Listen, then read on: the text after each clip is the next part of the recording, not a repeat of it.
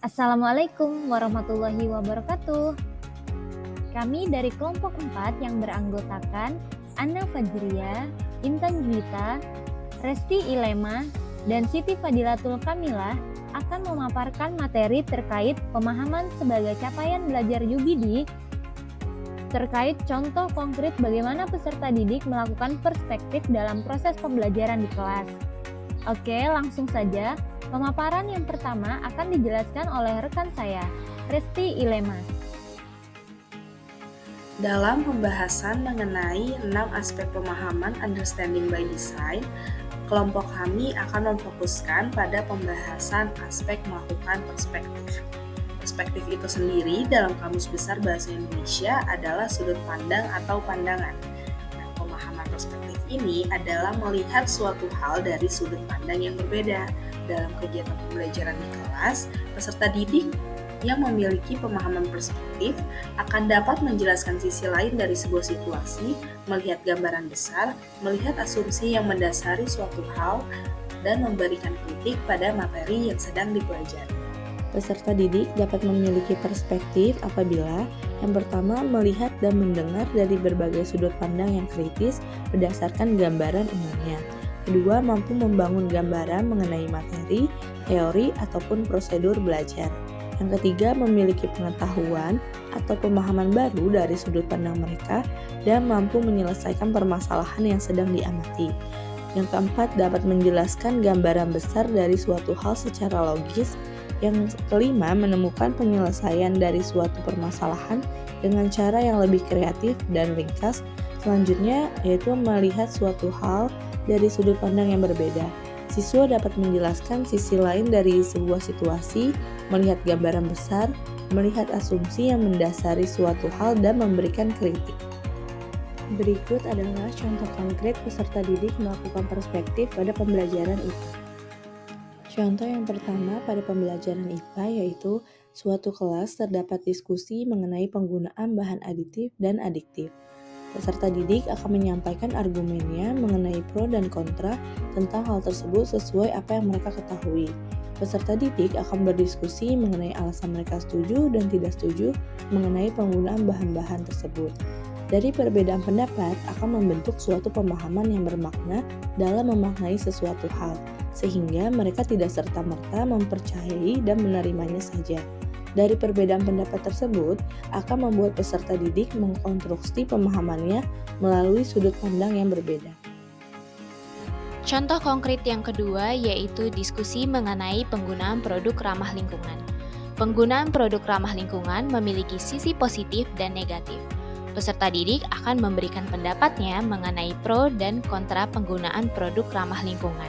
Peserta didik yang pro akan setuju dengan penggunaan produk ramah lingkungan karena dapat mengurangi sampah plastik. Sedangkan peserta didik yang kontra menyampaikan pendapatnya tidak setuju karena limbah yang dihasilkan dalam pembuatan produk ramah lingkungan lebih banyak daripada proses produksi plastik. Perbedaan pendapat tersebut akan membuat peserta didik mengkonstruksikan pemahamannya melalui sudut pandang yang berbeda. Contoh konkret yang ketiga yaitu diskusi mengenai materi perubahan iklim. Guru dapat memberikan gambar kepada peserta didik mengenai melelehnya es di kutub, lalu memberikan pertanyaan pemantik seperti apa yang sedang terjadi atau apa penyebab hal tersebut dapat terjadi. Dari pengamatan tersebut, peserta didik mampu memberikan jawaban seluas-luasnya dari sudut pandang mereka masing-masing, baik ditinjau dari faktor alam, sosial, atau faktor-faktor yang lain. Contoh yang selanjutnya adalah pada pembelajaran IPA kelas 7 SMP terdapat materi kalor, suhu, dan pemuaian. Pada saat memulai pembelajaran, guru memberikan soal pemantik terkait materi kalor. Guru mengajukan pertanyaan, misalnya, jika kita memanaskan air dan minyak di wadah yang berbeda, manakah yang akan lebih panas terlebih dahulu? Kemudian, peserta didik akan menyampaikan pendapatnya sesuai dengan perspektif masing-masing individu. Mungkin ada yang menjawab, tergantung banyaknya bu, panas bu karena dimasak, mendidih bu karena ada kompor yang apinya besar, dan lain-lain. Jawaban peserta didik berdasarkan dengan perspektif dan pengalaman yang ia miliki. Nah, Perbedaan pendapat tersebut mampu memberdayakan kemampuan berpikir kritis peserta didik untuk dapat mengkonstruksikan pemahamannya melalui sudut pandang yang berbeda.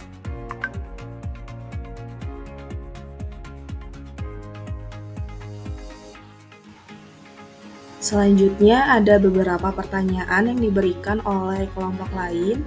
Yang pertama adalah dari kelompok 1, apakah memberikan kritik merupakan indikator siswa dalam memahami konteks perspektif? Nah, untuk memberikan kritik ini dapat menjadi indikator bahwa seorang siswa memahami suatu materi atau topik dalam konteks perspektif tertentu. Tetapi, ini bukan satu-satunya indikator. Kritik adalah kemampuan untuk secara kritis mengevaluasi, menganalisis, dan memberikan pendapat atau komentar tentang suatu topik atau argumen. Nah, seorang siswa dapat memberikan kritik tersebut tanpa pemahaman yang kuat, terutama jika kritik mereka didasarkan pada prasangka, asumsi yang salah, atau kurangnya informasi yang memadai. Oleh karena itu, kritik perlu diimbangi dengan pemahaman yang kuat tentang topiknya. Selain memberikan kritik, siswa juga sebaiknya mampu menjelaskan, merangkum, dan menerapkan konsep atau informasi yang mereka pelajari dalam konteks perspektif tertentu.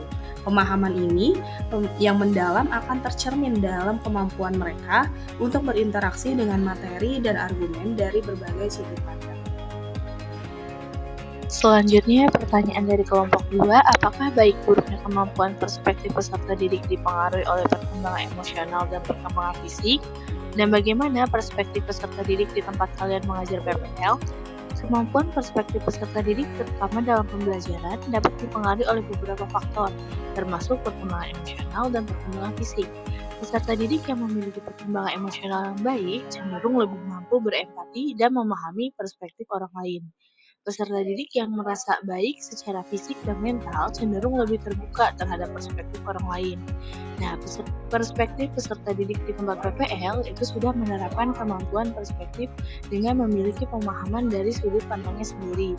Ya, peserta didik sudah mampu memahami materi dari sudut pandangnya sendiri. Selanjutnya, pertanyaan dari kelompok 3. Menurut kelompok kalian, bagaimana seorang guru dapat mengarahkan peserta didiknya agar memiliki sebuah perspektif? Menurut kelompok kami, guru dapat mengarahkan peserta didiknya agar memiliki perspektif yang luas dan beragam dengan mengikuti pendekatan yang melibatkan beberapa tindakan dan strategi, seperti mengatur diskusi kelas dan memberikan kesempatan kepada peserta didik untuk berbicara dan mendengarkan pendapat orang lain. Selain itu, guru juga dapat menggunakan studi kasus yang melibatkan situasi dunia nyata untuk mendorong peserta didik mempertimbangkan berbagai faktor dan perspektif yang terlibat dalam pengambilan keputusan. Selanjutnya, pertanyaan dari kelompok 5, yaitu menurut kalian strategi pengajaran apa yang efektif untuk memfasilitasi diskusi peserta didik tentang perspektif yang berbeda dan memahami perbedaan sudut pandang dari setiap peserta didik di kelas. Strategi yang dapat dilakukan dengan efektif menurut kami untuk memfasilitasi diskusi peserta didik yaitu dengan melakukan tanya jawab. Seperti dalam kelompok debat, diskusi dilakukan oleh setiap kelompok, kemudian peserta didik bisa dipersilahkan untuk menyampaikan perspektif yang mereka miliki ke kelompok lain. Dan kelompok lain bisa memberikan perspektif lain atau melakukan tanya jawab antar kelompok. Yang selanjutnya, pertanyaan dari kelompok 6, yaitu dalam suatu pembelajaran, apakah dampak yang terjadi apabila peserta didik memiliki perspektif yang berbeda dalam menanggapi suatu masalah atau materi pembelajaran? Di sini saya akan menjawab. Terdapat dampak positif, diantaranya 1. Perbedaan perspektif peserta didik ini dapat menghasilkan diskusi yang lebih kaya dan lebih mendalam lagi. Yang kedua, menciptakan pembelajaran yang lebih menarik di mana dapat memotivasi peserta didik untuk lebih aktif dalam pembelajaran. Yang ketiga, interaksi dengan peserta didik yang memiliki perspektif berbeda dapat mengembangkan keterbukaan dan empati sehingga peserta didik dapat lebih memahami dan menghargai pendapat orang lain. Adapun dari dampak negatifnya diantaranya 1. Perbedaan perspektif ini dapat memunculkan konflik dan ketegangan dalam lingkungan pembelajaran, di mana jika tidak dikelola dengan baik, maka perbedaan tersebut dapat mengganggu proses pembelajaran.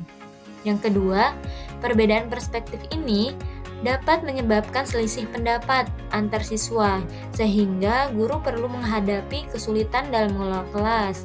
Yang ketiga, adanya evaluasi peserta didik ini dengan perspektif yang berbeda bisa menjadi sangat sulit, sehingga guru perlu memastikan peserta didik dalam mengukur pemahamannya dari berbagai sudut pandang. Cukup sekian pemaparan materi dari kelompok 4. Terima kasih, semoga bermanfaat. Wassalamualaikum warahmatullahi wabarakatuh.